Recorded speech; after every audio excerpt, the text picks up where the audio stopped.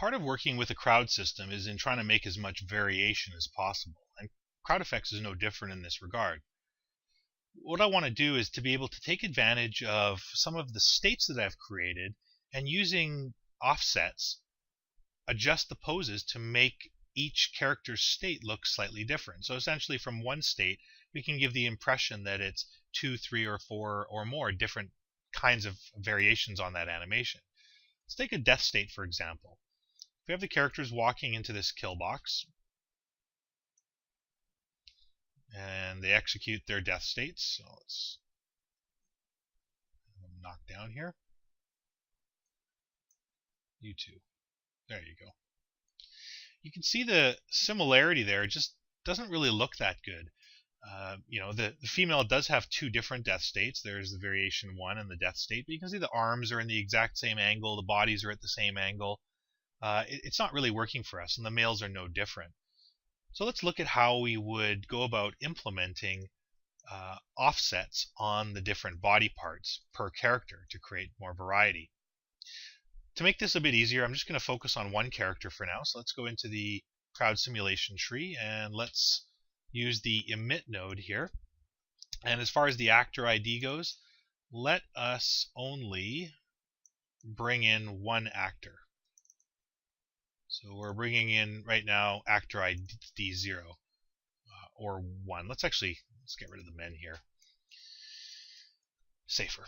Okay, so what we want to do here is we want to access the animation definitions. So if we look into the animation blending tree, we're going to want to access the animation definition compound. And if we dive into it, the place where we want to edit the poses is on the actual animation state that we've defined using the pose modifier input. We don't want to deal with the females here. We want to deal with the male characters. So let's go find them.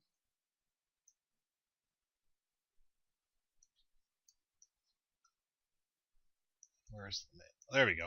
Okay, so there's the male death states. Male death state, let's double click on it. References the death. And death state variation 1 references death variation 1. I'm stumbling over my words there. To do this, we're going to use CrowdFx's constraints menu, and we're going to use the crowd transform offset constraint.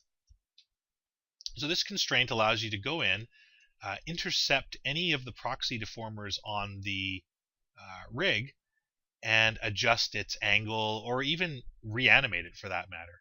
We're going to keep this very simple for now.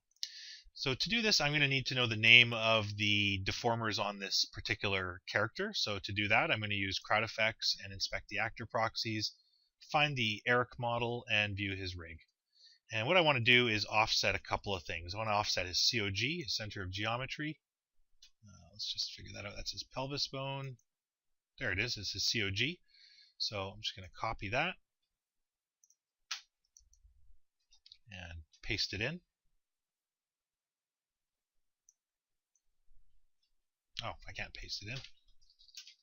Get data node and paste it into the get data node. There we go.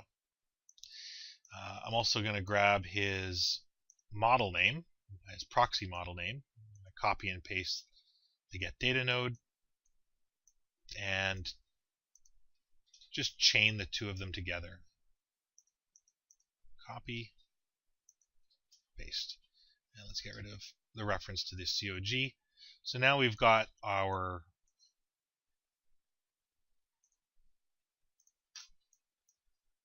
proxy model's name, which we can daisy chain with the name of the deformer we want to intercept, and that will satisfy the proxy deformer name that we want to use. So that lights up. Now what we want to do if we double click on this is we want to work with the rotations. We want to offset one of the bone rotations. So I'm going to make sure that the rotations are activated. And then we need to do something to the rotation input. And for that, we're going to use some basic math nodes. We'll use an axis and angle to rotation. In this case, we'll take the z-axis.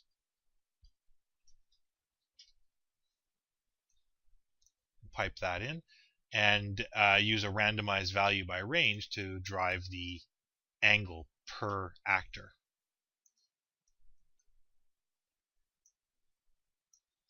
Let's drive that there.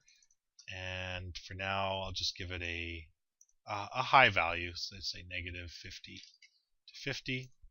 So the hips can rotate up to 50 degrees. Let's actually go negative 90 and 90 just to make it even more.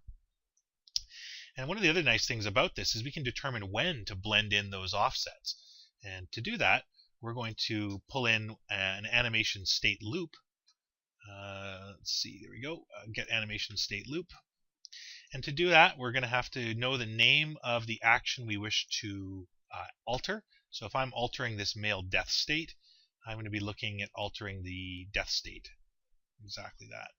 So in the state loop, let's go and utilize the death state.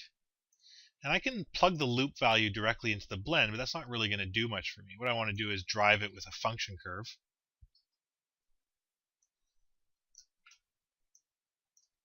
Which then, if I click on the curve, allows me to delay in time when that offset occurs. And that's going to use to drive the blend. So you get something like that, around 40%. Okay, so the hips won't start blending in until 40% of the way through the death animation. That's really all there is to it. We can test it out to make sure it works. Let's copy and paste that, and let's use it on male death variation 1 as well. Let's wait for the copy paste to take hold. There we go. And let's make sure once again that we are referencing the death variation 1 in this case. Yes, this is death variation 1. So we'll execute that into the pose modifier input. We'll do the same thing here as well for the male character. It's always important to make sure that the state that you're working with matches up with the state that you're altering.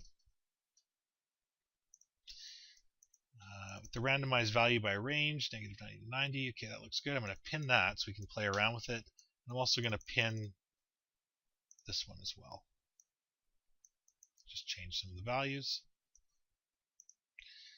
And let's see what we have. I'll hit play. And we'll tackle the characters.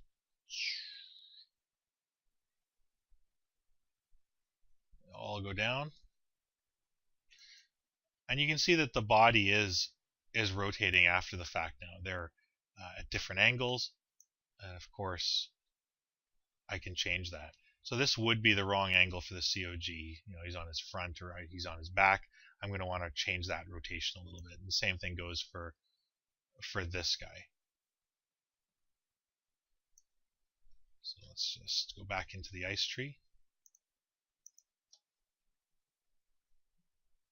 Now let's go and change up those angles.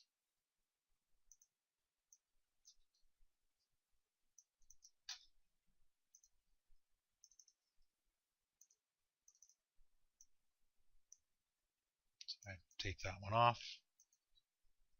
Let's put the Y. There we go.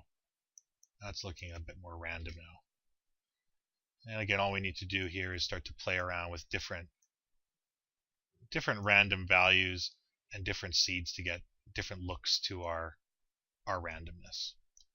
And of course, we don't necessarily have to stop there either. We could go and start to work with different body parts and combine them together. So what was the character? Oops, come back here.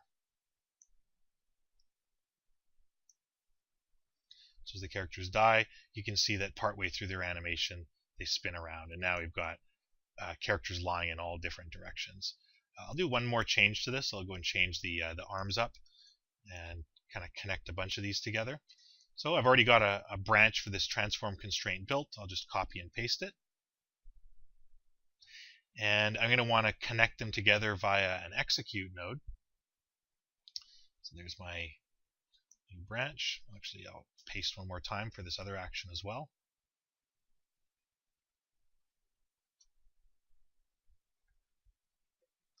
Here we go. Let's bring this one down. Let's grab an execute node.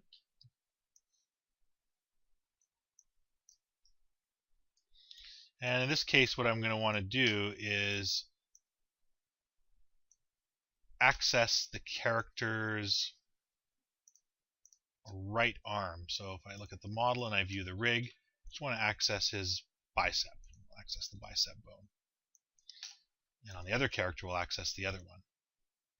So here we're going to access the right bicep bone and the COG. Let's get another execute node to pull those two together.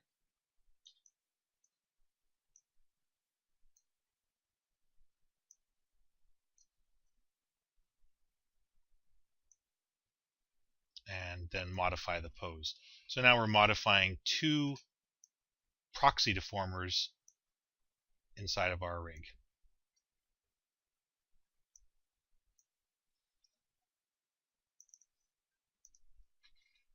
And let's use the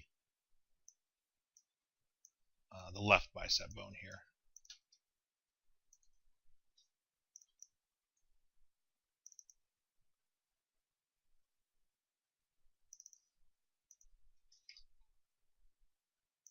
Alright, so once again, all we really need to do is just randomize up the seeds a little bit so we get a bit more variety.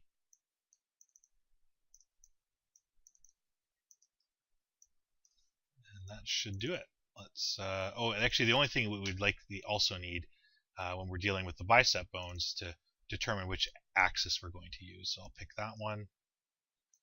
And off of the left bicep bone on the other side, I'll also grab the axis and angle to rotation. Close down my proxy rigs.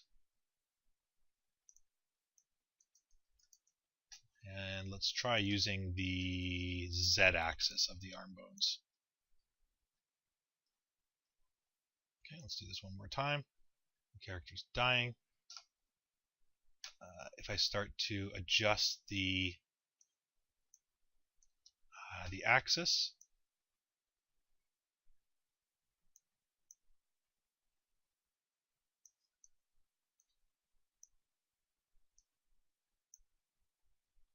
you can see how we can randomize that there. They're all doing slightly different actions. And in this case, it might be more useful to deal with the x-axis.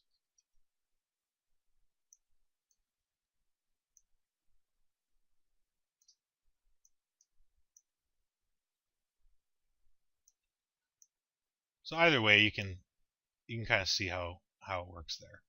Just able to vary things up even more.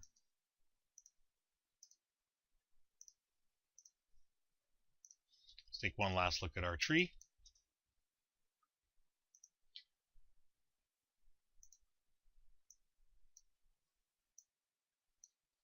And everything's looking good. We've got a lot of stuff going on in there.